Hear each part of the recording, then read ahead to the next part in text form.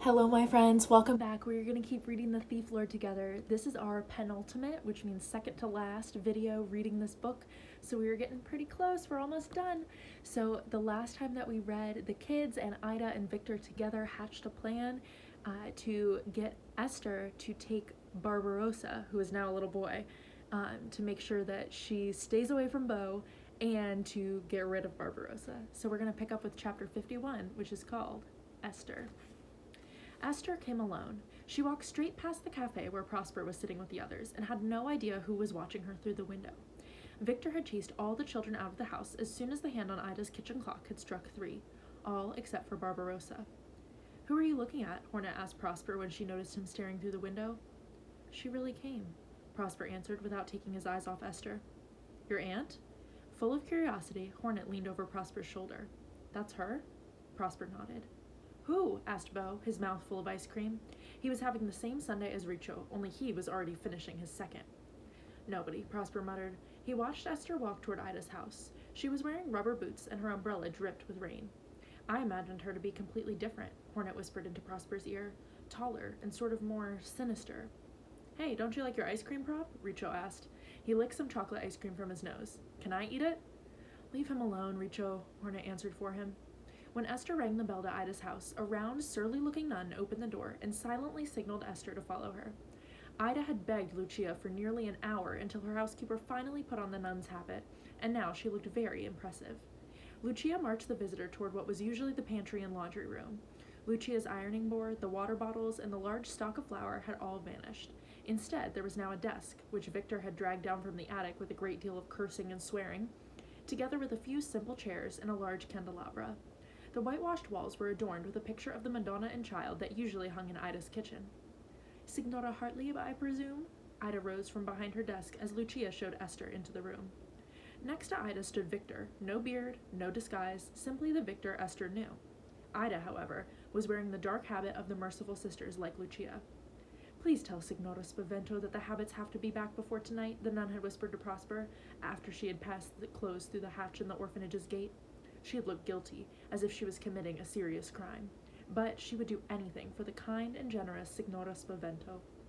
"Please have a seat, Signora Hartlieb," Ida said, pointing sternly at the dusty chairs as Esther came in. "Your husband couldn't come?" "No, he's unavoidably detained on business. After all, we are leaving the day after tomorrow." Victor watched Esther sit down. She straightened her skirt over her knees and looked uneasily around the bare room. When she noticed him, Victor gave a polite nod. "You already know Signor Getz," Ida said after sitting down behind her desk again. "I asked him to come since the police informed me that he had been in charge of the search for your nephews. He has also been a loyal friend to the convent for quite some time." Esther looked at Victor as if she wasn't quite sure whether his being there was good or bad for her. Then she turned back toward Ida. "Why did you ask me here?" she said, straightening her skirt again. "Well, that should be perfectly obvious," Ida answered with exaggerated patience. "We have to look after many children, whereas the money at our disposal is limited, very limited. So if, as in the case of your nephews, we do find out that there are relatives—" "I am not prepared to look after them again," Esther interrupted her brusquely. "I was prepared to, but the little one—" She fiddled nervously with her earlobes. "I'm sure Signor Getz has already told you what we've been through with Beau. He might have fooled you with his angelic face, but I've been cured. Thoroughly. He is stubborn, moody, and bites like a little dog. Anyway," she took a deep breath, "I'm sorry, but not even for the sake of my late sister would I be ready to take him in again. And there is nobody else in our family who would take one of the boys, so if you could keep them both here, after all, they so desperately wanted to come to this city, the family will agree to give what little money their mother left behind to the orphanage." Ida nodded. With a deep breath, she folded her hands on the desk. "This is all very unfortunate, Signora Hartlieb." Suddenly, Ida glanced at the door.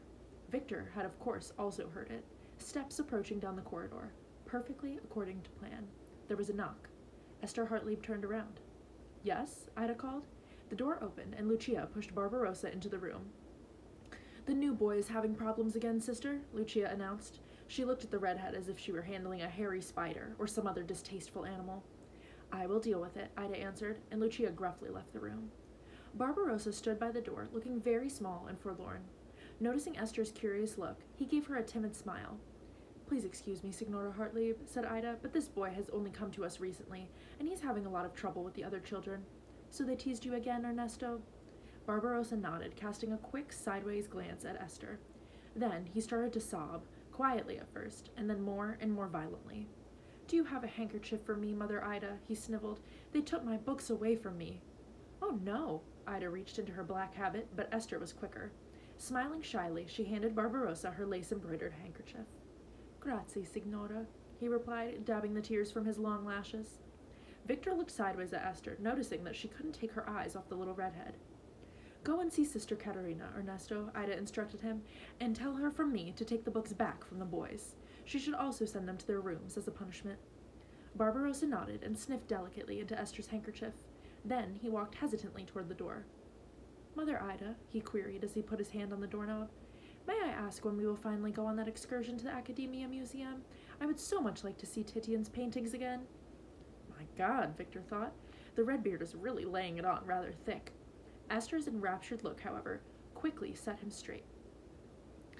"Titian?" Esther asked, smiling at the little one. "You like his paintings?" Barbarossa nodded.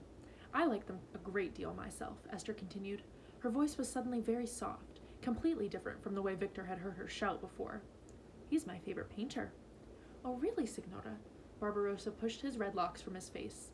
"Then you've probably seen his grave in the Frari Church. I like his self-portrait best, where he pleads with the Madonna to spare his favorite son from the plague. Have you seen it?" Esther shook his head. "His son still died of the Black Death," Barbarossa went on, "and Titian died of it as well. If I may say so, Signora, you look a little bit like the Madonna in that painting. I would love to show it to you sometime." By all the winged lions in Venice, Victor thought, now he's got honey literally dripping from his mouth, the little flatterer. However, if Victor remembered right, the Madonna in the painting did look rather stern. Maybe she did resemble Esther Hartley a little. In any case, the compliment had its desired effect. Pointy-nosed Esther had turned red as a poppy. She sat on the edge of her chair and looked at the tips of her shoes like a little girl. Suddenly, she turned to Ida. "Would that be possible?" she stammered. "I mean, you know, my husband and I will only be in the city until tomorrow, so maybe I could take the little one here." "Ernesto," Ida interrupted her with a dry smile. "His name is Ernesto." "Ernesto." Esther repeated the name as if she were sucking on a candy. "I know that this request may be a little unusual, but would it be possible for me to take Ernesto on a little excursion? He could show me the Frari Church, and we could have some ice cream or go on a boat. I would carefully bring him back on time tonight." Sister Ida raised her eyebrows. To Victor, her surprise looked convincingly real. "This is indeed an unusual request," Ida said, turning to Barbarossa. The redhead was still standing there with the most innocent expression, his hands folded neatly behind his back. He had brushed his hair himself until it shined. "What do you say to Signora Hartlieb's offer, Ernesto?" Ida asked. "Would you like to have an excursion with the Signora?" "Go on, say yes, redhead," Victor prayed. "Think about those beds in the orphanage." Barbarossa glared at Victor as if he had guessed his thoughts. Then he looked at Esther again. Not even a dog could have managed such a trusting look. "An excursion like that would be wonderful, Signora," he said, giving Esther a smile that was as sweet as one of Lucia's puddings. "That is really very nice of you, Signora Hartlieb," Ida said. She rang the little silver bell on the desk in front of her. "Ernesto is not having an easy time settling in here. Concerning your nephews, however," she added as Lucia entered the room, "I regret to have to tell you they don't want to see you. Shall I ask Sister Lucia to bring them here nevertheless?" The smile on Esther's lips disappeared in an instant. No, she answered quickly. "I will visit them later, sometime, when I come back to Venice." "As you wish," Ida replied. She turned to Lucia, who was waiting by the door. "Please get Ernesto ready to go out, Sister. Signora Hartlieb has invited him on an excursion." "How charming," Lucia grumbled. She grabbed Barbarossa's hand. "So let's quickly wash the little one's ears and neck." "They're clinging," Barbarossa hissed at her. For a moment his voice sounded neither very nice nor very shy. But Esther hadn't noticed anything. She sat, lost in thought, on the hard chair in front of Ida's desk, and looked up at the picture of the Madonna. Victor would have happily given 3 of his favorite false beards to read her thoughts. "Has the boy got any parents?" Esther asked after Barbarossa had left with Lucia. Ida shook her head and shrugged. "No, Ernesto is the son of a wealthy antiques dealer who vanished last week under mysterious circumstances. The police suspect a boat accident at night on the lagoon, maybe during a fishing trip. The boy has been with us since then. His mother left his father years ago, and she's not willing to take the boy in. Quite astonishing, isn't it? He's such a delightful little child." "Indeed."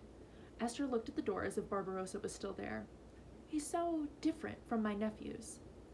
"Being related is not a guarantee of love," Victor reminded her, "even though we would all like it to be that way." "How true, how true." Esther laughed a tiny, cheerless laugh. "I would really like to have a child, you know, but She looked up at the ceiling before looking at them both.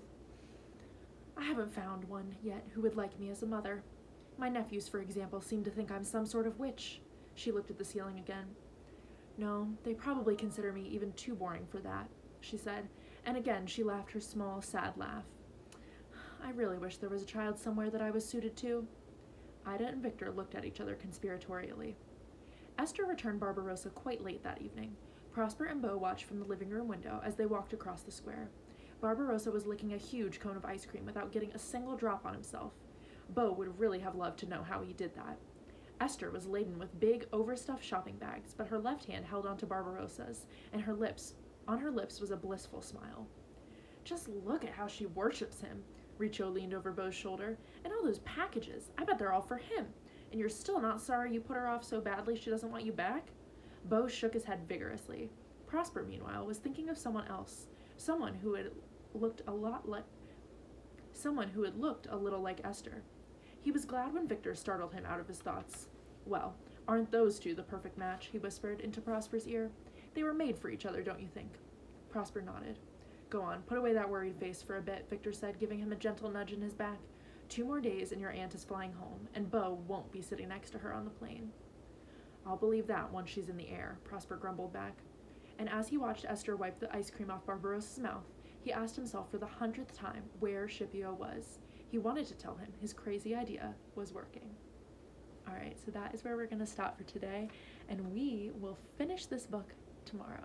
So stay tuned for tomorrow's video so we can finish the book and find out what happens at the end and if their crazy plan really is successful. Bye, guys.